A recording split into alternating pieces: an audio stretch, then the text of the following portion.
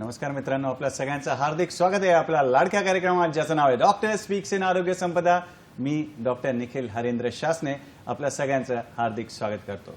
सर्वप्रथम आपल्याला महाराष्ट्र दिनाच्या आणि आंतरराष्ट्रीय जो कामगार दिवस आहे त्याच्या खूप खूप शुभेच्छा। मित्रांनो, कार्यक्रमाची सुरुवात करूया श्री समर्थ रामदास स्वामी यांनी रचलेल्या श्री दासबोध या ग्रंथातील एका श्लोकाने।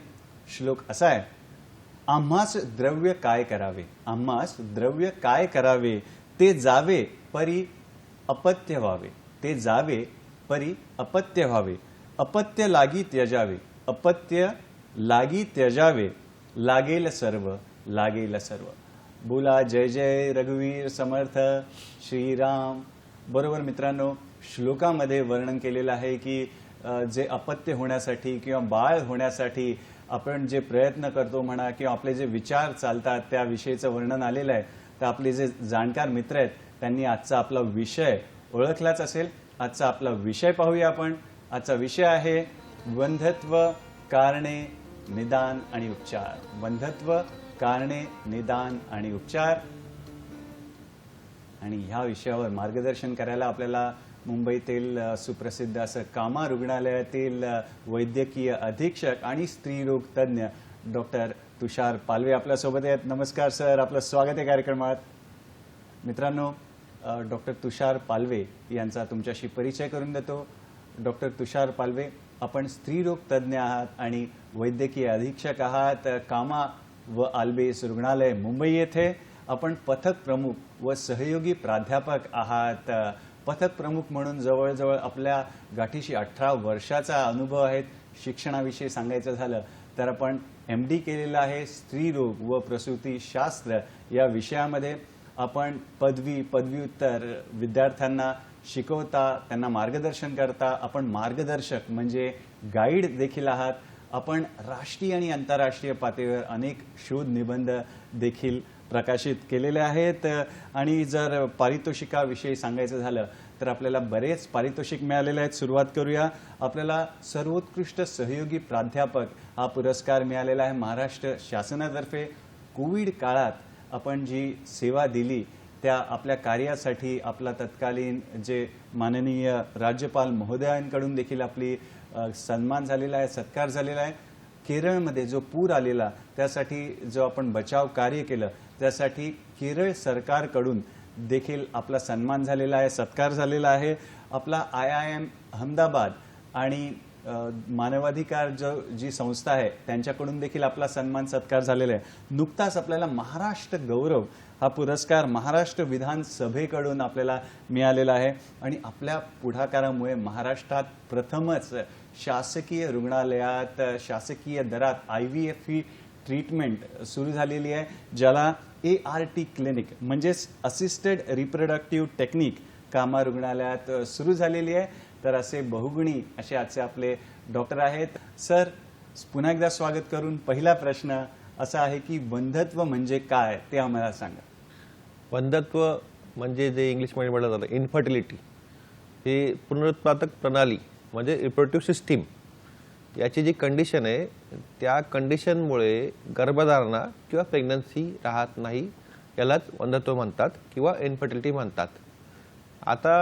आताच्या जनरेशनमुळे किंवा पिढीमुळे त्याचं प्रमाण थोडं वाढत चाललेलं आहे आणि त्याचं जे पर्सेंटेज किंवा सामान्यता जी आहे ती सुद्धा वाढलेली आहे। आणि वंध्यत्वाचे काही प्रकार आहेत का सर, तर ते पण जाणून घ्यायला। वंध्यत्वाचे प्रकार आहेत। पहिलं जे आहे प्राथमिक किंवा प्रथम वंध्यत्व, दुसरं आहे दुय्यम किंवा सेकंडरी इन्फर्टिलिटी किंवा वंध्यत्व, आणि तिसरं आहे अस्पष्ट वंध्यत्व म्हणजेच अनएक्सप्लेन्ड इन्फर्टिलिटी। आता प्राथमिक वंध्यत्व म्हणजे काय की त्या जोडप्यामध्ये कधीच प्रेग्नन्सी राहिली नाही किंवा कधीच गर्भधारणा राहिली नाही। आता गर्भधारणा राहिली याचा अर्थ कसा कधी ठरवायचा आपण, जेव्हा मिनिमम कमीत कमी वर्षभर नियमितपणे असुरक्षित लैंगिक संबंध ठेवले आणि तरीसुद्धा त्या जोडप्याला बाळ राहिले नाही किंवा गर्भधारणा राहिली नाही, त्याला म्हणतात प्राथमिक वंध्यत्व। दुसरं असतं दुय्यम वंध्यत्व, त्याच्यामध्ये जोडप्याला पहिले बाळ राहिलेलं आहे किंवा प्रेग्नन्सी राहिलेली आहे, म्हणजे आता प्रेग्नन्सी राहणं म्हणजे कधी कधी 3 महिने राहते आणि ॲबॉर्शन होतं, अशा प्रकारे सुद्धा राहिलेली आहे आणि नंतर पुढे राहायला त्रास होतोय किंवा राहिलीच नाही, त्याला म्हणतात दुय्यम वंध्यत्व. तिसरा प्रकार जो अस्पष्ट किंवा अनएक्सप्लेन इन्फर्टिलिटी, की अशा जोडप्यामध्ये आपल्याला कारणं भेटतच नाही, काहीच सगळ्या गोष्टी एकदम नॉर्मल आहेत, व्यवस्थित आहेत आणि तरीसुद्धा त्यांना बाळ राहत नाही, त्याला म्हणतात अनएक्सप्लेन इन्फर्टिलिटी. डॉक्टर तुषार, आम्हाला हे पण सांगा की समाजात वंध्यत्व किती सामान्य आहे किंवा किती प्रमाण आहे त्याचं, त्याविषयी आम्हाला सांगा. आता ज्या समाजात हॅबिट्स आहेत किंवा फिजिकल हॅबिट्स आहेत किंवा जे त्यांची आता लग्नाची जी वय, आता जे जोडपे ज्या वयात लग्न करतात त्या कारणांमुळे वंध्यत्वाचं प्रमाण थोडं वाढत चाललं आहे. आता मी एक्झाम्पल देतो की आमच्या ओपडीत गायनॅक ओपडीमध्ये 200 पेशंट असतील तर त्याच्यामध्ये 30-35 हे पेशंट वंध्यत्वाचे असतात. आपण जर जागतिक स्वरूपावर विचार केला तर अमेरिकेत किंवा इंग्लंडमध्ये जे रिप्रोडक्टिव्ह पिरियडमध्ये असणारे कपल आहेत, म्हणजेच 18 ते 45च्या वयामध्ये, त्या कपल्समध्ये 10 ते 20% वंध्यत्व आहे. आपल्या देशात त्याचं प्रमाण 15 ते 20% आहे. आणि सर, वंध्यत्व कसं ओळखायचं, त्याची चिन्ह काय, त्याची लक्षणं काय, त्याविषयी पण सांगा. वंध्यत्व हा एक आजार नाही आहे. वंध्यत्व काय आहे, ती कंडिशन आहे रिप्रोडक्टिव्ह सिस्टीमची, म्हणजे प्रजनन प्रणाली जी असते कपल्समध्ये त्याच्यामध्ये काही फॉल्ट असेल तर त्याच्यामुळे वंध्यत्व निर्माण होतं. तर वंध्यत्वाचं एक चिन्ह आहे, पण वंध्यत्व ज्या कारणामुळे होतंय ते कारण एखाद्या वेळेला त्याचे चिन्ह किंवा सिम्पटम्स कपलमध्ये दिसतात. आता एक्झाम्पल, उदाहरणार्थ, जर महिलेला पॉलिसिस्टिक ओव्हरी हा आजार असेल तर तिची पाळी मागे पुढे होते, तर हे एक चिन्ह झालं.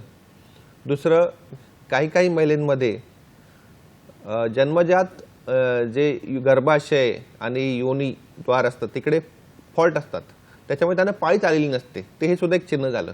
तर अशा प्रकारे ते चिन्ह असू शकतात. डॉक्टर तुषार, तुम्ही कारणांविषयी आता सांगितलं, तर आम्हाला सांगा वंध्यत्व कशामुळे होतं, त्याची कारणं काय, किंवा काही धोकादायक असे काही घटक असतील तर त्याविषयी देखील सांगा. वंध्यत्वची कारणं कळण्यासाठी पहिले आपल्याला प्रेग्नन्सी किंवा गर्भधारणा कशी राहते हे समजून घेणं महत्त्वाचं आहे. तर गर्भधारणा किंवा प्रेग्नन्सी राहण्यासाठी बऱ्याचशा गोष्टी असतात, त्या असणे शरीरामध्ये दोन्ही, म्हणजे पुरुष आणि महिलेमध्ये महत्त्वाचे आहे. आता पुरुषामध्ये काय पाहिजे की पुरुषाचे जे अंडाशय आहे तिकडे शुक्रजंतू बरोबररित्या तयार झाले पाहिजे, चांगल्या क्वालिटीचे तयार झाले पाहिजे. नंतर लैंगिक संबंधांच्या वेळी ते शुक्रजंतू बरोबर बाहेर वेळेवर पडले पाहिजे, ती एक पहिला फॅक्टर आहे. दुसरा फॅक्टर जो आहे महिलेमध्ये असतो तो की महिलांच्या मेंदूमधून संप्रेरक म्हणजेच रिप्रोडक्टिव्ह हार्मोन्स ते वेळेवर तयार झाले पाहिजे. त्यांचं नाव असतं FSH आणि LH. तो महत्त्वाचा गोष्ट. ते दोन्ही हार्मोन्स किंवा संप्रेरक ते महिलेच्या अंडाशयावर ॲक्ट करतात आणि अंडाशयात बीज तयार होतं किंवा अंड तयार होतं, ते वेळेवर फुटलं पाहिजे. म्हणजेच महिन्याच्या 14 किंवा 15 दिवशी ते अंड फुटल्यानंतर जी फॅलोपियन ट्यूब असते गर्भाशयाच्या बाजूला, त्यांनी ते अंड उचललं पाहिजे आणि पुढे ढकललं पाहिजे, ती पण एक गोष्ट आहे. नंतर जेव्हा शुक्रजंतू योनीमध्ये येतो, तो शुक्रजंतू प्रवास करत करत फॅलोपियन ट्यूबपर्यंत पोहोचला पाहिजे आणि तिथे मग एम्ब्रिओ किंवा भ्रूण तयार होतो. आणि जेव्हा एम्ब्रिओ तयार होतो फॅलोपियन ट्यूबमध्ये, त्याचं परत वाहन करून किंवा त्याचा ट्रान्सपोर्ट करून ते गर्भाशयापर्यंत आणलं पाहिजे आणि तिकडे मग शेवटी भ्रूण चिकटतो आणि तिकडे प्रेग्नन्सी किंवा गर्भधारणा ग्रो होते. तर या सगळ्या जी चेन आहे, ही सगळी जर चेन व्यवस्थित असेल तरच नॉर्मलपर्यंत प्रेग्नन्सी व गर्भधारणा राहते. तर आता ही जी चेन आहे, म्हणजे जे 7-8 स्टेप्स आहेत, त्या स्टेप्समध्ये कुठे जर अडचण आली तर मग गर्भधारणा राहत नाही. तर त्या स्टेप्स आहेत, त्याच्यावर मी थोडं मार्गदर्शन करतो अजून. आता उदाहरणार्थ, जर पुरुषांमध्ये त्यांचे जे अंडाशय आहे किंवा लैंगिक संबंध ठेवताना त्यांना काही जर अडचणी येत असतील, म्हणजे आता इंग्लिशमध्ये सांगतो मी थोडं, म्हणजे प्रीमॅच्युअर इजॅक्युलेशन किंवा प्रॉपर इजॅक्युलेशन होत नाही, तर हे सुद्धा एक कारण आहे इन्फर्टिलिटीचं.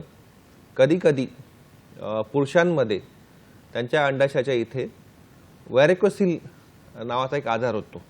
व्हॅरिकोसिल म्हणजे जो ब्लड सप्लाय करणाऱ्या नसा असतात अंडाशयाच्या बाजूला त्या फुगतात आणि त्याच्यामुळे शुक्रजंतूचं जे तयार होणं किंवा प्रोडक्शन आहे अंडाशयात ते स्लो व्हायला लागतं आणि त्यांची शुक्रजंतूची मोटिलिटी जी असते ते सुद्धा कमी व्हायला लागते. तर हे एक कारण झालं. हे मेन जे कारण आहे पुरुषांमध्ये शुक्रजंतू एकतर कमी तयार होणं किंवा त्यांची मोटिलिटी कमी असणं किंवा तयारच न होणं. कधी कधी काही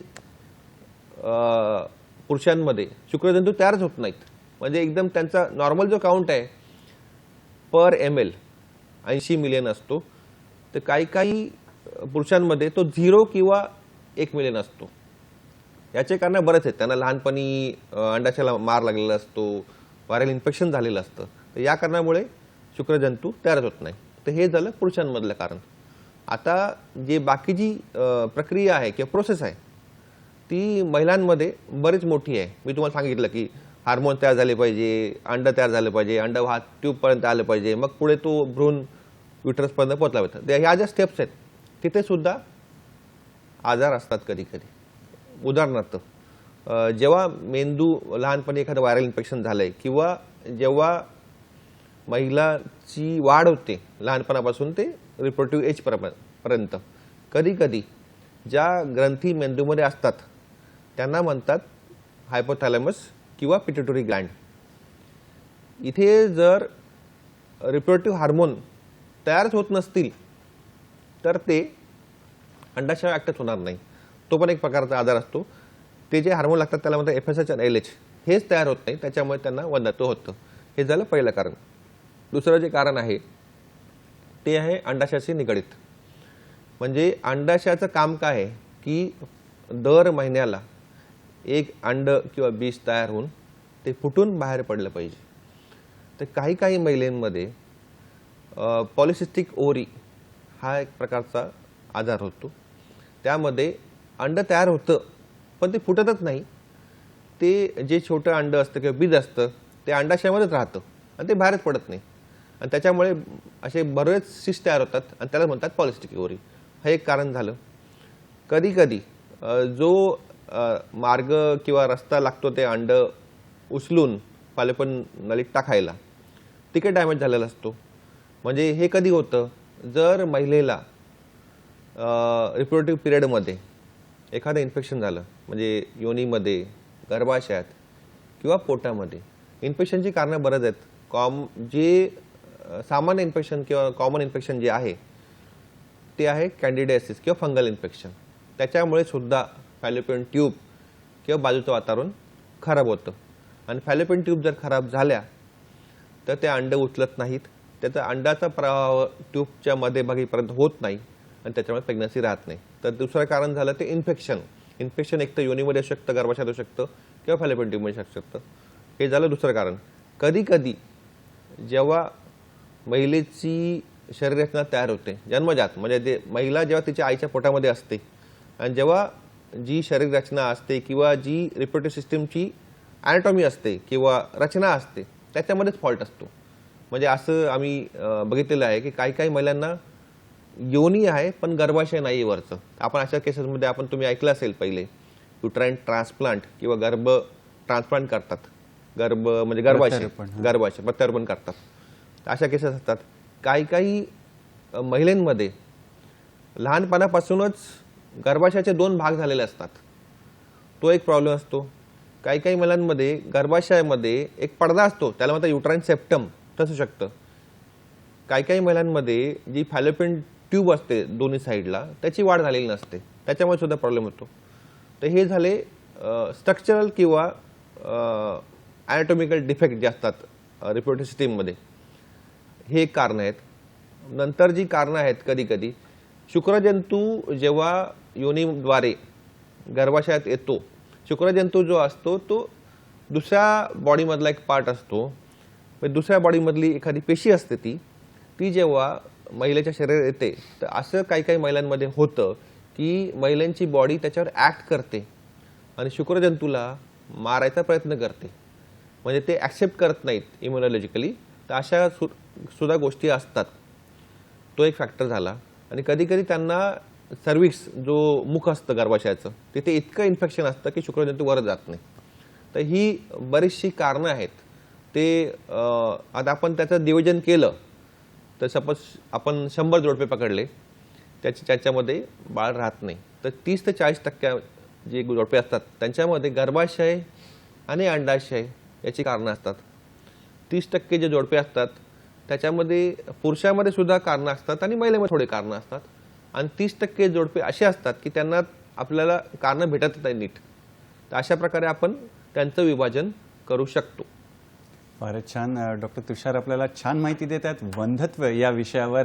आपण बघितलं की किती पायऱ्या असतात आणि जसं इंग्रजीमध्ये एक म्हण आहे की भरपूर गोष्टी घडू शकतात. जर आपण चहा घेत असाल तर चहाचा कप आणि ओट याच्यामध्ये देखील भरपूर गोष्टी घडू शकतात. तर तसे काहीची कारणं आपण आता सरांनी आपल्याला सांगितली. मित्रांनो, वेळ झाली एका छोट्याशा विश्रांतीची. पाहत राहा आपला लाडका कार्यक्रम ज्याचं नाव आहे डॉक्टर स्पीक्स इन आरोग्य संपदा, फक्त आणि फक्त सह्याद्री वाहिनीवर. प्रत्येक घरासाठी, घरातल्या प्रत्येकासाठी.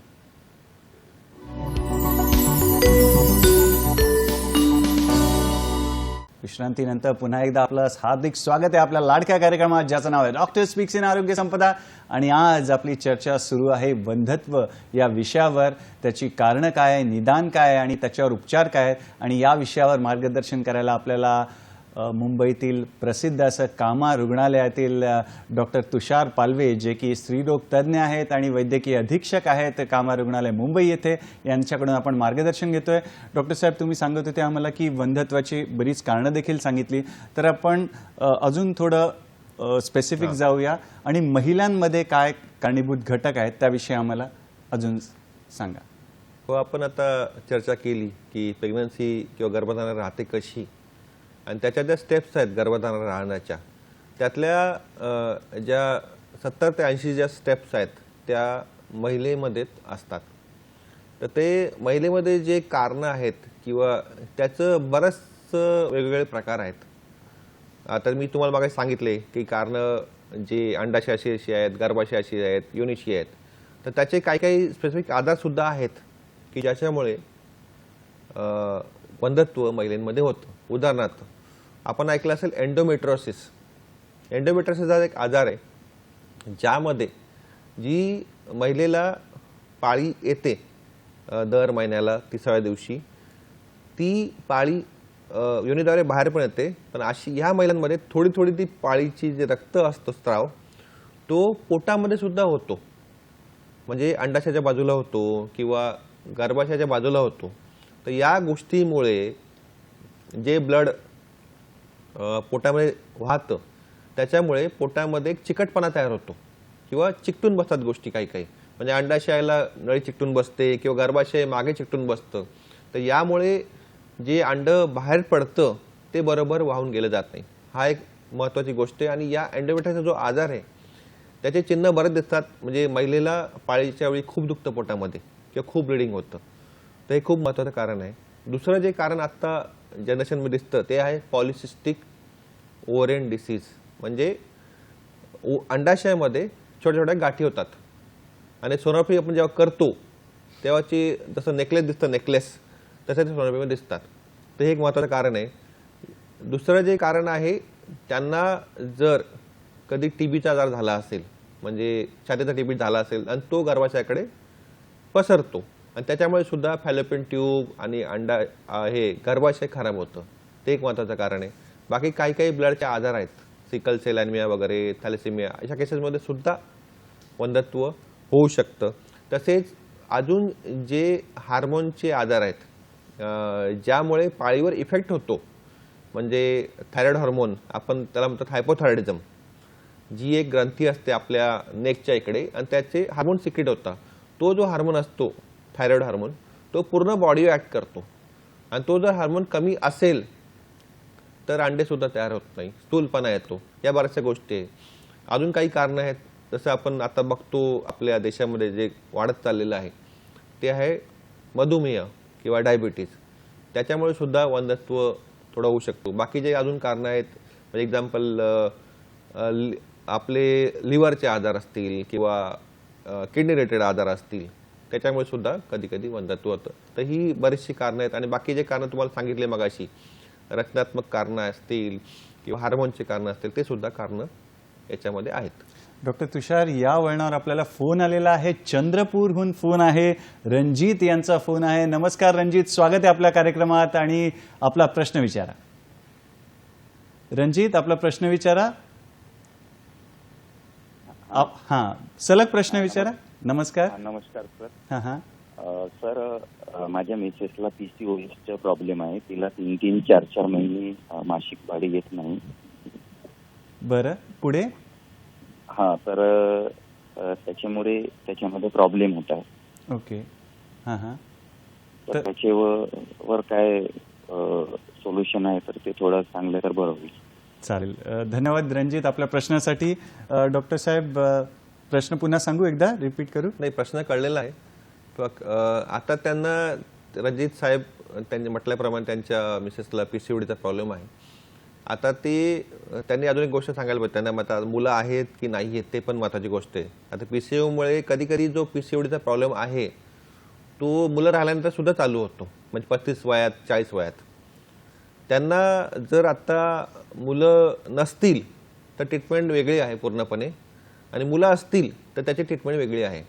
आता PCOS म्हणजे पॉलिसिस्टिक ओव्हरी या गोष्टीमध्ये जे कारण घडतं आणि ज्याच्यामुळे पाळी रेग्युलर येत नाही, ते महत्त्वाचं कारण म्हणजे ओव्हुलेशन होत नाही. ओव्हुलेशनचा अर्थ काय की जेव्हा अंड परिपक्व होतं आणि अंडाशयामधनं बाहेर पडतं, तर ही प्रक्रिया पॉलिसिस्टिक ओव्हरीमध्ये होत नाही आणि त्याच्यामुळे हे पॉलिसिस्टिकचा आजार तयार होतो. आता पॉलिसिस्टिक जो आजार आहे तो मेनली कधी होतो, जेव्हा आपले रेग्युलर फिजिकल हॅबिट चुकतात.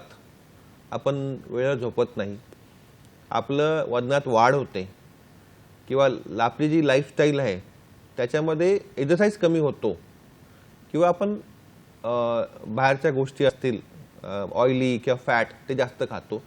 तर अशा सगळ्या गोष्टी मिळून हा आजार होतो. आणि कधी कधी ज्यांना अजून प्रॉब्लेम असतात, म्हणजे थायरॉइडचा प्रॉब्लेम आहे, अजून काही गोष्टी आहेत, त्याच्यामुळे सुद्धा पॉलिसिस्टिक ओव्हरी होतं. आता जे पाळी रेग्युलर येत नाही त्यासाठी आपल्याला एक गोळ्या असतात 21 दिवसाच्या किंवा 27 दिवसाच्या. ह्या गोळ्या आपण 3 महिने कंटिन्युअस घेत राहिल्या तर पाळी पुढे रेग्युलर होण्यासाठी मदत होते. पण महत्त्वाचं जे ट्रीटमेंट आहे त्याच्यामध्ये लाईफस्टाईल किंवा आपली रोजंदिनीची जी आपली जगण्याची स्टाईल आहे किंवा दिनचर्या आहे ती बदलणं खूप महत्त्वाची गोष्ट आहे. आणि ती जर बदलली गेली तरच ते पुढे पूर्ण म्हणजे थोडाफार 80% बरा होऊ शकतो. पूर्ण बरा होऊ शकतो ते सांगू शकत नाही, पण 80% तरी बरा होतो. आणि तो ठराविक वय जे असतं म्हणजे 40-45 तर तिकडे थोडा असतो आणि तो पुढे पोटेपायनंतर पाळी पूर्णपणे बंद होते. आता फक्त त्यांनी सांगितलं नाही त्यांना मूल आहे की नाही. मूल असतील तर ट्रीटमेंट वेगळी आणि मूल नसतील तर ट्रीटमेंट वेगळी आहे. फारच छान. डॉक्टर तुषार यांनी चांगलं मार्गदर्शन केलेलं आहे. मित्रांनो, असंच तुम्ही फोन करून जास्तीत जास्त आजचा जो भाग आहे त्याचा फायदा करून घ्या. आपले प्रश्न विचारा, तज्ज्ञांचं मार्गदर्शन घ्या. डॉक्टर तुषार, पुढे आपण आम्हाला सांगा की महिलांचं वंध्यत्व आहे त्याचं निदान कसं केलं जातं त्याविषयी देखील सांगा. हो, आपण आता महिलांचं बोललो, पण बेसिकली आपल्याला आपण जेव्हा वंध्यत्व निदान करतो तर दोघांना चेक करणं महत्त्वाचं आहे. आम्ही सर्वात पहिले पुरुषांना चेक करतो. पुरुषांची त्याला म्हणतात सीमेन ॲनालिसिस किंवा शुक्रजंतूचा तपास, ते आम्ही करतो. ते जर पूर्णपणे नॉर्मल असेल, नॉर्मल म्हणजे काउंट नॉर्मल आहे, त्यांची संख्या नॉर्मल आहे आणि त्यांची मुवमेंट नॉर्मल असेल, तर तेवढा तो फॅक्टर आपण साईडला करतो. नंतर त्यांची फिजिकल एक्झामिनेशन होते पुरुषांची. त्याच्यामध्ये अंडाशयाच्या इकडे सूज आहे का, अंडाशयाची साईज मोठी आहे का, त्या सगळ्या गोष्टी चेक केल्या जातात. हे सगळं झाल्यानंतर आपण पुरुषांमध्ये काही प्रॉब्लेम नाही आहे असं करून तो फॅक्टर साईडला करतो. आता महिलेमध्ये निदान करण्यासाठी बऱ्याचशा स्टेप्स आहेत. पहिली जी स्टेप्स आहे, कपल जोडप्यांना आम्ही त्यांची माहिती विचारतो, त्यांचा पूर्ण इतिहास विचारतो. म्हणजे लग्न झाल्यानंतर ते संबंध कसे ठेवतात, संबंध कधी ठेवतात. आता संबंध किंवा लैंगिक संबंध कधी ठेवणं ते खूप महत्त्वाचं आहे. अंड तयार कधी होतं? पाळीच्या 14व्या किंवा 15व्या दिवशी, आणि त्याच वेळी संबंध असणं महत्त्वाचं आहे. तर ते आपण एक्झॅक्टली सांगू शकत नाही किंवा कधी तयार होतं. आता घरून लक्ष ठेवणं मुश्किल आहे. तर आपण त्यांना सांगतो की पाळीच्या 10व्या दिवसापासून ते 20व्या दिवसापर्यंत जर रोज संबंध ठेवले असुरक्षित तर गर्भधारणेचा चान्स जास्त आहे. पण ते आम्ही ते इतिहास जेव्हा आपण माहिती विचारतो किंवा हिस्ट्री घेतो तेव्हा त्यांना विचारतो की संबंध कधी ठेवतात. आणि बऱ्याच वेळा जे अनएज्युकेटेड आहेत त्यांचा संबंध ठेवण्याचा टाइम चुकलेला असतो आणि त्याच्यामुळे त्यांना गर्भधारण होत नाही. तर पहिली स्टेप झाली ती माहिती घेणं का हिस्ट्री घेणे. त्याच्यामुळे आम्ही परत अजून गोष्टी विचारतो. त्यांना अजून कसला आजार आहे का, त्यांना हार्मोनचा काही प्रॉब्लेम आहे का, त्यांना ताप येतो, वजन कमी झालंय का, वजन वाढलंय का, या सगळ्या गोष्टीचा आम्ही माहिती काढतो.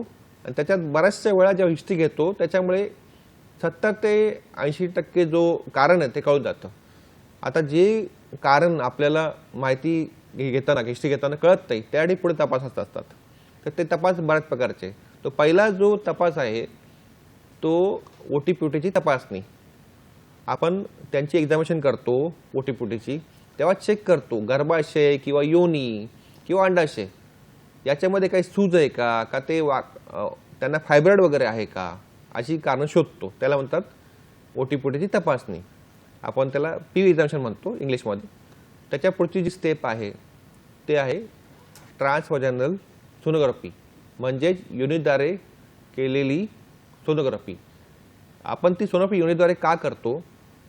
कारण की योनीद्वारे जर सोनोग्राफी केली तर गर्भाशयामधली लायनिंग जी असते त्याला म्हणतात एंडोमेट्रियम, नंतर अंडाशयाची साईज, त्यामधले सिस्ट आणि फॅलोपियन ट्यूब या गोष्टी खूप क्लिअरली दिसतात. ही झाली ट्रान्सव्हाजाइनल सोनोग्राफी. त्याच्या पुढची जी स्टेप आहे त्याच्यात 2-3 गोष्टी आहेत. एक तर सोनोसाल्पिंजोग्राफी म्हणतात किंवा दुसरी आहे हिस्टेरोसाल्पिंजोग्राफी. हिस्टेरोसाल्पिंजोग्राफी म्हणजे काय? आपण एक प्रकारचा डाय असतो, तो डाय गर्भाशयाच्या मुखातून पास करतो आणि नंतर आपण ओटीपोटीचे एक्सरे काढतो. त्याला म्हणतात हिस्टेरोसाल्पिंजोग्राफी. या तपासामुळे आपल्याला बऱ्याचशा गोष्टी क्लिअर होतात. पहिली जी गोष्ट क्लिअर होते की योनीचा भाग तो नॉर्मल आहे की नाही, नंतर गर्भाशयाचं मुख नॉर्मल आहे की नाही, गर्भाशयाचा शेप नॉर्मल आहे की नाही, गर्भाशयामध्ये कुठची गाठ आहे का, सेप्टम आहे का, गर्भाशयाचे 2 भाग आहेत का, या सगळ्या गोष्टी क्लिअर होतात. नंतर गर्भाशयाच्या बाजूला ज्या नलिका असतात फॅलोपियन ट्यूब म्हणतात त्या बरोबर आहेत की नाही, त्याच्यातनं तो डाय बाहेर पडतो की नाही पोटामध्ये हे सुद्धा कळतं. तर या तपासामध्ये खूप गोष्टी क्लिअर होतात. फक्त जो आपल्याला भाग दिसतो तो एक्सरेमध्ये दिसतो. म्हणजे एक्सरेमध्ये आपल्याला एखादी इमेज दिसते काळी किंवा पांढरी दिसते, तशा प्रकारे आपण तो ओळखतो. ही झाली चौथी स्टेप. त्याच्या पुढे अजून काय करतो आपण? तर याच्यामध्ये जर निदान नाहीच झालं आपल्याला तर मग आपण लॅप्रोस्कोपी करतो. लॅप्रोस्कोपी म्हणजे काय? आपण बेंबीच्या ठिकाणी छोटंसं 1 सेंटीमीटरचं इन्सिजन घेऊन दुर्बीण आतमध्ये टाकतो. याचा फायदा काय? आपल्याला पोटामधल्या ज्या गर्भाशयाच्या बाजूला जागा आहे ती सगळी आपल्या डोळ्यांनी दिसते आणि त्याच्यानंतर बऱ्याचशा गोष्टी सुद्धा क्लिअर होतात. आता याच्या पहिले जे तपास आहेत, सोनोग्राफी असू दे किंवा एक्सरे असू दे, याच्यामध्ये आपण इमेज बघतो. म्हणजे आपल्याला त्या गोष्टी त्या डोळ्यांनी दिसत नाहीत. पण लॅप्रोस्कोपी ही जी छोटी शस्त्रक्रिया आहे त्याच्यामध्ये आपल्याला अंडाशय, गर्भाशय या गोष्टी सगळ्या डोळ्यांनी दिसतात आणि अजून काही जर कारणं असतील ते सुद्धा कळतात. तर हे तपास आहेत ज्याच्यामध्ये आपण चेक करतो की वंध्यत्व का होतं. अजून काही तपास आहेत ते म्हणजे रक्त तपासणी आणि युरिन तपासणी. रक्तामध्ये आपण काय चेक करतो? त्यांना जर अजून काही आजार आहेत का आणि त्या आजारामुळे वंध्यत्व होतोय का, म्हणजे हार्मोनची लेवल बरोबर आहे का, लिव्हर किंवा बाकी जे अवयव आहेत ते नॉर्मल आहेत का, त्या सगळ्या गोष्टी चेक करतो. शुगर चेक करतो, थायरॉइड चेक करतो, प्रोटीन चेक करतो. नंतर युरिनमध्ये अजून त्यांना युरिनमध्ये काही इन्फेक्शन आहे का, जे इन्फेक्शन आहे त्याच्यामुळे ती रिप्रोडक्टिव्ह सिस्टीम आहे, प्रणाली आहे, त्याच्यावर काही परिणाम होतोय का ते आपण चेक करतो. तर यात थोडेफार तपास आहे ज्याच्यामध्ये आपण कारणे शोधण्याचा प्रयत्न करतो. आणि अजून एक असतं त्याला म्हणतात फॉलिक्युलर स्टडी, ज्याच्यामुळे आपण पाळीच्या 10व्या दिवसापासून रोज सोनोग्राफी करत राहतो अंड फुटते की नाही बघायला. तर हे जे तपास आहेत त्याच्या आपल्याला हेल्प करतं की वंध्यत्वाचं कारण शोधायला. फारच छान. डॉक्टर तुषार, या वळणावर आपल्याला महाराष्ट्राचे जे सांस्कृतिक शहर आहे पुण्यातून फोन आहे. आम्रपाली यांचा फोन आहे, पाहूया त्यांचा प्रश्न काय. नमस्कार आम्रपाली, आपलं स्वागत आहे कार्यक्रमात. आपला प्रश्न विचारा. हो सर, मला प्रेग्नन्सी राहत नाहीये. हां, आपलं वय किती? माझं मत आहे 31 वर्षाचं. अच्छा, लग्नाला किती दिवस झाले मॅडम? हा? लग्न होऊन किती दिवस झाले? 13 वर्ष झाले. अच्छा, 13 वर्ष झाले. आणि आपण या 13 वर्षात ट्रीटमेंट वगैरे काही घेतली का? नाही, काही घेतली नाही. मला पहिला मुलगा आहे 12 अच्छा, मुलगा वर्षाचा. आहे. हा हा, म्हणजे तुम्हाला दुसऱ्या प्रकारचा बंधत्व आहे की पहिलं? आणि डिलिव्हरी नॉर्मल आहे का सिझर आहे? सिझर आहे माझं. अच्छा, त्याचे आपण काही तपास केलेच नाहीत का? नाही, तपास केलेच नाहीत. मग कसं मला खूप त्रास झाले, आता डिलिव्हरी झटके चालू झाले होते मला. अच्छा अच्छा, हा. ठीक आहे, मी सांगतो. धन्यवाद आपल्या प्रश्नासाठी. काय सांगणार डॉक्टर साहेब? आता त्यांच्या म्हणण्याप्रमाणे त्यांचं सिझर झालं होतं आणि सिझरच्या वेळी त्यांना आखडी आली होती, इपिलेप्सीचा त्रास झाला होता. आता काही महिलांमध्ये सिझर झाल्यानंतर पोटामध्ये काही गोष्टी चिकटतात, म्हणजे ते चिकटपणा तयार होतो आणि त्या चिकटपणा तयार झाल्यानंतर ज्या फॅलोपियन ट्यूब असतात त्या बंद पडतात आणि ते एक महत्त्वाचं कारण आहे. पुढे बाळ राहत नाही. दुसरं एक जे कारण आहे, जर सिझर करताना खूप रक्तस्राव झाला तर त्यांचे जे एंडोक्राइन ग्लँड असतात त्याच्यावर परिणाम होतो आणि त्याच्यामुळे पुढे बाळ राहत नाही. तर आता मॅडमनी जे मी तपास बोललो, हिस्टोसाल्पिंजोग्राफी, ते करणं महत्त्वाचं आहे आणि ते करून पुढे अजून थोडंसं आपल्याला मार्गदर्शन मिळेल की त्यांच्यामध्ये कारण काय आहे. तर त्यांना या 2 गोष्टी करून पुढे फॉलोअप करणं महत्त्वाचं आहे. आणि डॉक्टर साहेब, आम्हाला महिलांमध्ये वंध्यत्वाचे जे उपचार आहेत त्याविषयी सांगा. आता जे आपण उपचार करणार वंध्यत्वावर, ते उपचार पूर्णपणे त्यांच्या कारणाशी रिलेटेड आहेत. आपण उपचार जे पहिले स्टार्ट करतो ते आहे ओव्ह्युलेशन इंडक्शन. ओव्ह्युलेशन इंडक्शन म्हणजे आपण औषधं देतो बाहेरून ओव्ह्युलेशन होण्यासाठी. ते पाळीच्या 5व्या दिवशी स्टार्ट करतो, 8व्या दिवसापर्यंत देतो, किंवा 3ऱ्या दिवशी स्टार्ट करून 9व्या दिवसापर्यंत देतो आणि नंतर फॉलिक्युलर स्टडी करतो. तो झाला, त्याला म्हणतात ओव्ह्युलेशन इंडक्शन. बाकी ज्या गोष्टी आहेत, म्हणजे आपण औषधं काय देतो, तर त्यांना बाहेरून आपण हार्मोन सप्लाय करतो, म्हणजे FSH. त्याच्यामुळे ओव्ह्युलेशन अजून जास्त होतं. ही झाली हार्मोन ट्रीटमेंट. पण ही सगळी जी ट्रीटमेंट आहे ती कारणाशी रिलेटेड आहे. काय काय कारण आहेत त्या प्रकारे आपण त्यांना ट्रीट करतो. पण ट्रीटमेंट करताना आपण त्यांना फिजिकल लाईफस्टाईल चेंज करायला सांगतो. परत त्यांना संबंध कसे ठेवायचे त्याचं सुद्धा एज्युकेशन करतो. ही झाली प्रायमरी ट्रीटमेंट. म्हणजे येताना ART म्हणू शकत नाही, पण जी प्रायमरी नैसर्गिकरित्या आपण त्यांना प्रयत्न करतो त्यांच्यामध्ये गर्भधारणा राहिली पाहिजे. तर नॉर्मली आपण ट्रीटमेंट देऊन सुद्धा गर्भधारणा राहत नसेल तर आपण त्यांचे औषधं चेंज करतो आणि सेकंड लेवलला जातो. सेकंड लेवलला जे आपण हार्मोन्स वापरतो ते थोडे हाय लेवलचे असतात आणि इंडक्शन वगैरे ते चांगल्या रीतीने करतो. आणि अशा महिलांमध्ये आपण एक प्रोसिजर करतो, त्याला म्हणतात IUI, म्हणजे इंट्रायुट्राईन इन्सेमिनेशन. या प्रक्रियेमध्ये आपण हजबंडचे शुक्रजंतू जमा करून त्यांना साफ करून ज्या दिवशी अंड फुटतं त्या दिवशी ते शुक्रजंतू आपण गर्भाशयात सोडतो, त्याला म्हणतात IUI. या गोष्टीमुळे जे बरेचसे फॅक्टर्स आहेत, म्हणजे इन्फेक्शन असेल, गर्भाशयाच्या मुखाचा प्रॉब्लेम असेल, या सगळ्या गोष्टी टाळल्या जातात आणि ती प्रोसिजर बायपास करून शुक्रजंतू डायरेक्ट आपण गर्भाशयात सोडतो. हा एक ट्रीटमेंटचा प्रकार झाला. याला आपण आर्टिफिशियल किंवा असिस्टेड रिप्रोडक्टिव्ह टेक्निक म्हणतो. आता हे झाले जेव्हा अंडाशयाचा प्रॉब्लेम आहे, बीजाचा प्रॉब्लेम आहे किंवा शुक्रजंतूचा प्रॉब्लेम आहे, त्यासाठी ट्रीटमेंट. काही महिलांमध्ये आपल्याला कारणं कळत नाही तेव्हा आपण लॅप्रोस्कोपी करतो आणि ज्या फॅलोपियन ट्यूब मध्ये प्रॉब्लेम असेल किंवा गर्भाशयात स्ट्रक्चरल प्रॉब्लेम असेल तो सर्जरीद्वारे रिपेअर करण्याचा प्रयत्न करतो. जर म्हणजे स्ट्रक्चरल प्रॉब्लेम असतील गर्भाशयात किंवा फॅलोपियन ट्यूबमध्ये ते आपण लॅप्रोस्कोपीद्वारे करतो. हा झाला दुसरा प्रकार. तिसरा प्रकार म्हणजे जर पुरुषांमध्ये प्रॉब्लेम आहे, तिकडे अंडाशयाला सूज आहे, शुक्रजंतू तयार होत नाही, तर त्यांच्यासाठी पण हार्मोन्स असतात. ते आपण त्यांना 3 महिने देतो आणि परत शुक्रजंतू चेक करतो आणि मग त्याची ट्रीटमेंट करतो. पण काही काही पुरुषांमध्ये शुक्रजंतू तयारच होत नसतील तर अशा केसेसमध्ये आपल्याला डोनर शुक्रजंतू घ्यावे लागतात. म्हणजे दुसऱ्या पुरुषाचे शुक्रजंतू घ्यावे लागतात. त्याला म्हणतात डोनर IUI. त्यासाठी लीगल प्रोसिजर असते, ते सगळं करून आपण करतो. आता काही काही मुलांमध्ये वय वाढलं असेल 40-45 अशा केसेसमध्ये आपल्याला जे बीज असतं, जे अंड असतं ते डोनरकडनं घ्यावं लागतं. त्याला म्हणतात डोनर ओहम. ते सुद्धा आपण करतो. या सगळ्या गोष्टी कधी करतो, ही सगळी जी प्रोसिजर त्याला म्हणतात IVF, इन विट्रो फर्टिलायझेशन.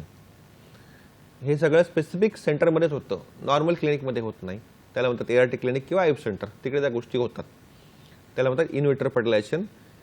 या गोष्टीमध्ये जे भ्रूण तयार होतो तो गर्भाशयाच्या बाहेर तयार होतो.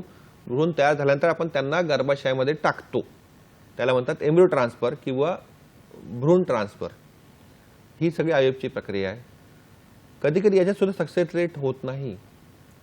तर आपण काय करतो अशा केसेसमध्ये, भ्रूण तयार झाल्यानंतर त्याला डायरेक्ट आपण युटरसमध्ये चिकटवतो. त्याला म्हणतात एनहान्स हॅचिंग म्हणतात. कधी कधी असं सुद्धा होत नाही. कधी कधी गर्भाशयामध्येच प्रॉब्लेम असतो की गर्भाशयामध्ये जी आतमध्ये लायनिंग असते ती छोटी असते किंवा गर्भाशयाचे 2 भाग असतात किंवा गर्भाशय छोटं असतं. अशा केसेसमध्ये काय करायचं? अशा केसेसमध्ये सरोगसी करतात. सरोगसी म्हणजे जेव्हा पत्नीचं अंड आणि पतीचं शुक्रजंतू यांचं मिलन करून एम्ब्रियो किंवा भ्रूण तयार करतो. पण तो भ्रूण जो असतो किंवा एम्ब्रियो जो असतो तो आपण दुसऱ्या महिलेच्या गर्भाशयात त्याला इम्प्लांट करतो. त्याला म्हणतात, आणि तिकडे तो भ्रूण 9 महिने वाढतो. त्याला म्हणतात सरोगसी. तर अशा प्रकारे ही ट्रीटमेंट केली जाते.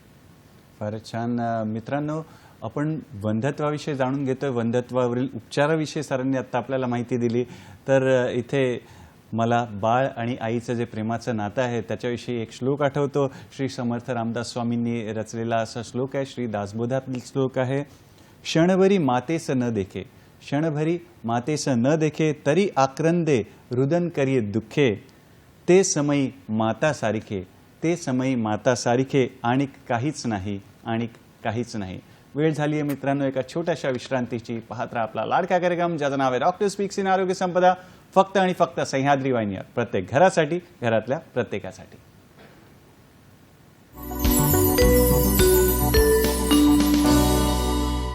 विश्रांतीनंतर पुन्हा एकदा आपलं स्वागत आहे आपल्या लाडक्या कार्यक्रमात ज्याचं नाव आहे डॉक्टर स्पीक्स इन आरोग्य संपदा. आज आपली चर्चा सुरू आहे वंध्यत्व या विषयावर. त्याची कारणं काय, निदान कसं करतात, उपचार कसं करतात, आणि यावर आपल्याला मार्गदर्शन करतात डॉक्टर तुषार पालवे, जे की स्त्रीरोग तज्ज्ञ आहेत, वैद्यकीय अधीक्षक आहेत, कामा रुग्णालय मुंबई येथे. डॉक्टर साहेब, आता तुम्ही आम्हाला वंध्यत्वाच्या उपचारांविषयी सांगितलं. उपचार घेताना काही गुंतागुंतीची परिस्थिती उद्भवू शकते का, किंवा काही कॉम्प्लिकेशन होऊ शकतात का, त्याविषयी जरा आम्हाला सांगा. वंध्यत्व जो म्हणजे इन्फर्टिलिटी म्हणतात. आता प्रेग्नन्सी किंवा गर्भधारणा ही जी गोष्ट आहे ती नैसर्गिक गोष्ट आहे. आणि आपण जेव्हा वंध्यत्वाची ट्रीटमेंट किंवा उपचार करायला जातो ते थोडं अनैसर्गिक म्हणू शकतो आपण. त्याला ट्रीटमेंट सगळी पूर्णपणे बाहेरून देतो. बाहेरचे औषधं वापरतो, शस्त्रक्रिया करतो किंवा बाहेरचे हार्मोन्स वापरतो. तर या सगळ्या ट्रीटमेंटमुळे किंवा उपचारामुळे कॉम्प्लिकेशन होऊ शकतात. कॉम्प्लिकेशन होत नाही असं बिलकुल नाही आहे. 5% जोडप्यांमध्ये त्याचे कॉम्प्लिकेशन होतात सुद्धा. आता कॉम्प्लिकेशनचे प्रकार आहेत. आता बऱ्याच वेळा आपण जेव्हा एम्ब्रियो ट्रान्सफर करतो किंवा भ्रूण आपण गर्भाशयात ठेवतो, असं बऱ्याच वेळा होतं त्या महिलेला एकाच वेळी म्हणजे ट्विन्स किंवा ट्रिपलेट आणि क्वाड्रिप्लेट म्हणजे एकाच वेळी 2 बाळं किंवा 3 बाळं किंवा 4 बाळं अशी गर्भाशयात तयार होतात. आणि अशा वेळी मग आपल्याला एक प्रोसिजर असते, त्याला म्हणतात एम्ब्रियो रिडक्शन किंवा भ्रूण कमी करणं. आपण ती प्रोसिजर सोनोग्राफीद्वारे करतो. म्हणजे आपला जेव्हा 3 महिने होतात तेव्हा कळतं की यांच्या गर्भाशयामध्ये एकापेक्षा जास्त बाळ आहे, आणि ते जर बाळ आपल्याला कमी करायचं असेल तर आपण ते सोनोग्राफीद्वारे इंजेक्शन टाकून ते कमी करतो. तर हा एक गुंतागुंत किंवा कॉम्प्लिकेशन आहे जी IVF मध्ये होते, आणि त्याच्यावर लक्ष ठेवणं खूप गरजेचं आहे. कारण की जे महिलेचं गर्भाशय बनलेलं आहे ते एका बाळासाठीच बनलेलं आहे. तिथे 2 किंवा 3 बाळ राहणं त्याच्या बाळाच्या ग्रोथवर परिणाम करू शकतो आणि महिलेला त्याचा पुढे प्रॉब्लेम किंवा दुखापत सुद्धा होऊ शकते. तसे जर 2 किंवा 3 बाळ असेल तर आपण त्यांचं रिडक्शन करतो. हे झालं पहिलं. दुसरी गोष्ट आहे, जेव्हा आपण ओव्ह्युलेशन इंडक्शन करतो म्हणजे बाहेरून हार्मोन देऊन अंडाशय किंवा बीज तयार करायची जी प्रोसेस करतो, अशा केसेसमध्ये कधी कधी त्या अंडाशयाची ग्रोथ इतकी होते आणि त्याच्यामधून एक इस्ट्रोजन नावाचा हार्मोन इतका तयार होतो की ते पूर्णपणे महिलेच्या बॉडीवर ॲड करतो. अशा केसेसमध्ये महिलेच्या शरीरात पूर्णपणे पाणी भरतं, नंतर पोटामध्ये पाणी भरतं, अंडाशयाची खूप जास्त झालेली असते, महिलेला उलटीसारखं होतं किंवा सारख्या उलट्या होतात आणि किडनीवर प्रेशर येतं. अशा गोष्टी सुद्धा होतात आणि ही जर गोष्ट खूप जास्त लेवलला गेली तर महिलेच्या जीवाला धोका सुद्धा होतो. तर हे असं होऊ नये म्हणून आम्ही जेव्हा ट्रीटमेंट करतो तर त्याची जी इस्ट्रोजन लेवल असेल महिलेची त्याच्यावर आम्ही वॉच ठेवतो आणि ही कंडिशन अवॉइड करण्याचा प्रयत्न करतो. याला इंग्लिशमध्ये म्हणतात OHSS, ओव्हरेशन हायपरस्टिम्युलेशन म्हणतात. पुढची जी कॉम्प्लिकेशन आहे त्याला म्हणतात एक्टोपिक प्रेग्नन्सी. त्याचा अर्थ असा आहे की गर्भधारणा जी होते ती गर्भाशयात न होता ती फॅलोपियन ट्यूबमध्येच राहते आणि ते बाळ पुढे फॅलोपियन ट्यूबमध्येच ग्रो होतं आणि त्याला म्हणतात एक्टोपिक प्रेग्नन्सी.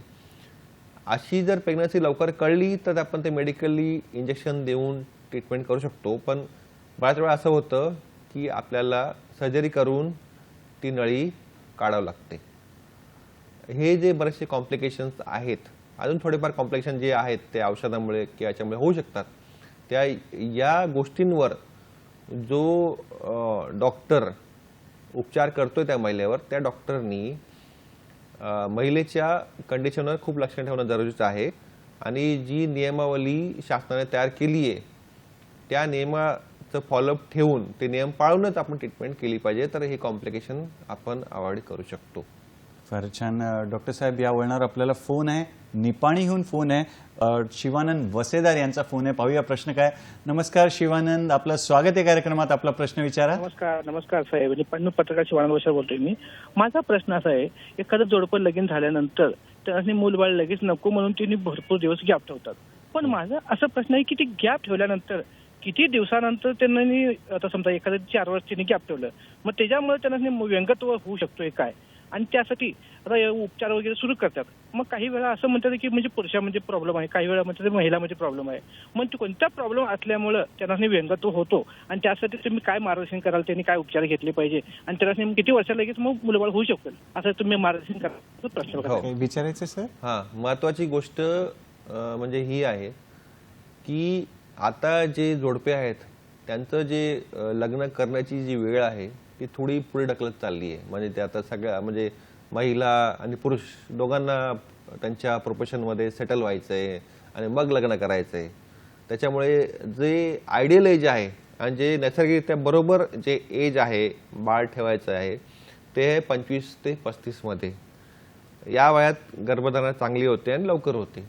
पण बराच आता जे लग्नाचं जे वय वाढत चाललंय, आता जे लग्न होतात ते 27 आणि 30च्या वयात होतात आणि त्याच्यापुढे जर त्यांनी अजून वेळ घेतला बाळ ठेवण्यासाठी तर त्याचा परिणाम होणारच आहे. जसं जसं फिमेलचं वय वाढत जातं तसं तसं त्यांना पाळीचे प्रॉब्लेम येऊ शकतात, पाळी मागे पुढे होऊ शकते.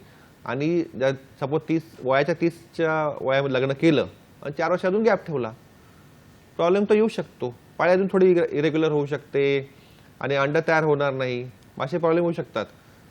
तर लग्न कुठच्या वयात करतात ते खूप महत्त्वाची गोष्ट आहे. तो वय ठरवेल त्यांनी पुढे किती गॅप ठेवायचा आहे. लग्न जर 25 मध्ये केलं असेल जोडप्याने तर पुढे ते 3 वर्षाचा गॅप ठेवू शकतात सेटल होण्यासाठी आणि मग बाळासाठी प्रयत्न करू शकतात.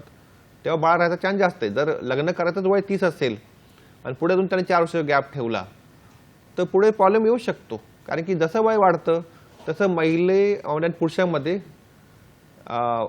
बॉडीमध्ये चेंजेस होत राहतात. 30 वर्षानंतर आपल्या बॉडीमध्ये खूप फरक पडतात. म्हणजे बॉडी सिस्टीममध्ये फरक पडतात, बोन्समध्ये फरक पडतात, पेशीमध्ये फरक पडतात. त्याच्यामुळे जसं वाढतं वय तसे कारणं वाढत जातात आणि कारणं शोधून ट्रीटमेंट करणं महत्त्वाचं आहे. असं स्पेसिफिकली म्हणू शकत नाही आपण की पुरुषामध्येच कारण आहे किंवा महिलेमध्ये कारण आहे.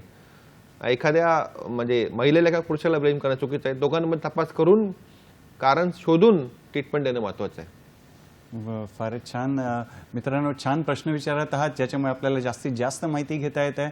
डॉक्टर साहेब, अजून एक असा प्रश्न आहे की आपण समाजामध्ये किंवा मार्केटमध्ये बघतो बाजारामध्ये की एखादं औषध घ्या आणि वंध्यत्व दूर करा, किंवा समाजामध्ये वंध्यत्वाविषयी वेगवेगळे समज आणि गैरसमज असतात.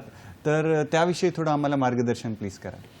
हो, वंध्यत्वामध्ये आता आपण रुरल एरियामध्ये गेलो, अर्बन एरियात तेवढे गैरसमज नाही आहेत, पण रुरल एरियामध्ये जर गेलो तर तिकडे बरेचसे गैरसमज आहेत आणि बऱ्याच वेळा वंध्यत्वासाठी महिलेलाच जबाबदार ठरलं जातं आणि तिच्यावर अत्याचार केले जातात. ते खूप अतिशय चुकीची गोष्ट आहे. वंध्यत्व असेल तर दोघांचा तपास करणं गरजेचं आहे. जे प्रेग्नन्सीसाठी किंवा गर्भासाठी दोघंही पूर्णपणे जबाबदार आहेत, महिला असू दे किंवा पुरुष असू दे. तर बाळ राहत नसेल तर बऱ्याच वेळा महिलेला जबाबदार ठरवलं जातं, पण त्यापूर्वी दोघांची तपासणी होणं गरजेचं आहे. आणि बऱ्याच वेळा आमच्या असे कपल येतात की तिकडे पुरुष स्वतःची तपासणी करायला तयारच होत नाहीत. ते स्वतःहून बोलतात माझ्यात काही फॉल्ट नाही, पण असं नसतं. ते दोघांची तपासणी करणं महत्त्वाची आहे. गर्भधारणा होण्यासाठी दोघंही महिला आणि पुरुष 50-50% जबाबदार आहेत. जर पुरुषामध्ये जर शुक्रजन तयार होत नसतील, त्यांचा जर हालचाल कमी असेल, काउंट कमी असेल, तर गर्भधारणा राहत नाही. तर मोठा जो गैरसमज जो आहे की वंध्यत्वासाठी महिलाच जबाबदार आहे, हे खूप चुकीची कल्पना आहे. दोघांची तपासणी होणं खूप जरुरी आहे. आणि तरच, आणि बेसिक आणि महत्त्वाची गोष्ट म्हणजे जो रुरल एरिया आहे, ट्रायबल एरिया आहे, तिकडे आपल्याला शिक्षण देणं या कंडिशनचं, इन्फर्टिलिटीचं, ते खूप महत्त्वाची गोष्ट आहे. आणि जर एखादी प्रचार असतो किंवा ॲडव्हर्टाईज असते की हे औषध घ्या आणि वंध्यत्व टाळा, किंवा हे औषध घ्या तुम्हाला मुलगा राहील, किंवा हे औषध घ्या तुम्हाला मुलगी राहील, हे खूप चुकीच्या गोष्टी. अशा गोष्टीकडे कधी वाहून जायचं नाही किंवा अशी ठिकाणी जाऊन ट्रीटमेंट घ्यायची नाही. स्पेसिफिक जे डॉक्टर्स असतील ज्यांनी या गोष्टीचं एज्युकेशन केलं आहे तिकडून ट्रीटमेंट घ्या. वैद्यकीय सल्ल्यानेच औषधं घ्यायची आहेत. मित्रांनो, डॉक्टर साहेब, वंध्यत्व आम्हाला टाळता येईल का? काय संदेश देणार, काय सांगणार? आता ज्या जनरेशनमध्ये जे वंध्यत्वाचं प्रमाण वाढत चाललंय त्याचं महत्त्वाचं जे कारण आहे की लग्नाचं जे एज, ज्या वयात लग्न केलं जातं त्याचं वयाचा जो लिमिट आहे तो वाढत चालला आहे. म्हणजे पहिले म्हणजे आता 20 वर्षापूर्वी पहिलं बघितलं आपण तर लग्नाचं जे वय होतं ते 24-25च्या वयात व्हायचं. आता तेच जोडप्याचं लग्न जे होतं ते 28-30 या वयात होतं. तर मी मागे म्हटल्याप्रमाणे 25 ते 35 हा आयडियल पिरियड आहे गर्भधारणेसाठी. तर लग्न वेळेवर करणं महत्त्वाची गोष्ट आहे. दुसरं जे आहे महत्त्वाचं की आपण आपले फिजिकल हॅबिट्स काय आहेत आणि आपण आपल्या शरीरात जे एखादे आजार होत असतील त्याचं महत्त्वाचं जे कारण आहे की आपण काय जेवतो आणि कधी जेवतो आणि काय खातो. तर महत्त्वाची जी गोष्ट आहे की आपण जमेल तेवढं बाहेरचं खाणं बंद केलं पाहिजे, घरचंच जेवण जेवलं पाहिजे. बाहेर जे पदार्थ असतात ज्याच्यामध्ये फॅट जास्त असतं, कार्बोहायड्रेट जास्त असतात, ऑइल जास्त असतं, ते टाळले पाहिजे. या सगळ्या गोष्टीचा बॉडीवर परिणाम होतो, हार्मोनचा परिणाम होतो आणि पुढे मग वंध्यत्व किंवा पॉलिसिस्टिक आजार किंवा ओबेसिटी असे आजार जुळतात. ती एक दुसरी गोष्ट. आताच्या जनरेशनमध्ये फिजिकल ॲक्टिव्हिटी खूप कमी आहे. म्हणजे सपोज ऑफिस जॉब पकडला, आपण घरातून निघतो, बस पकडतो, ऑफिसला पोहोचतो, ऑफिसला खुर्चीवर बसतो, तर फिजिकल ॲक्टिव्हिटी काहीच राहत नाही. तर फिजिकल ॲक्टिव्हिटी करणं ही खूप महत्त्वाची गोष्ट आहे. जर तुमच्याकडे फिजिकली तुम्ही ॲक्टिव्हली काम करत असाल, तुम्ही ऑफिस वर्क करत असाल, तर तुम्हाला दिवसातून 1 तास एक्सरसाइज करणं महत्त्वाचं आहे. ह्या थोड्याफार गोष्टी आहेत त्याच्यामुळे आपण वंध्यत्व टाळू शकतो. आणि बाकी जे बॅड हॅबिट्स आहेत, अल्कोहोल, स्मोकिंग, टोबॅको किंवा ड्रग्स, त्या सगळ्या गोष्टी अवॉइड केल्या पाहिजे. फारच छान. डॉक्टर साहेब, तुम्ही इथे आलात, आम्हाला तुमच्या व्यस्त वेळापत्रकातून वेळ काढून आम्हाला छान मार्गदर्शन केलं. त्यासाठी दूरदर्शनच्या सह्याद्री वाहिनीतर्फे, आमची जी आरोग्य संपदाची जो संघ आहे त्यातर्फे, आमच्या प्रेक्षक मित्रांतर्फे आपले खूप खूप आभार आणि पुढील वाटचालीसाठी शुभेच्छा. मित्रांनो, वेळेला मर्यादा आहे, पण आमचं जे प्रेम आहे तुमच्यासाठी त्याला मर्यादा नाही. यासाठी आम्ही पुढील भागात एक नवीन विषय घेऊन तुमच्या भेटीला येणारच आहोत. आज इथेच जय जय रघुवीर समर्थ म्हणूया आणि इथेच थांबूया. पाहत राहा आपला लाडका कार्यक्रम ज्याचं नाव आहे डॉक्टर स्पीक्स इन आरोग्य संपदा, फक्त आणि फक्त दूरदर्शनच्या सह्याद्री वाहिनीवर, प्रत्येक घरासाठी, घरातल्या प्रत्येकासाठी. धन्यवाद. नमस्कार.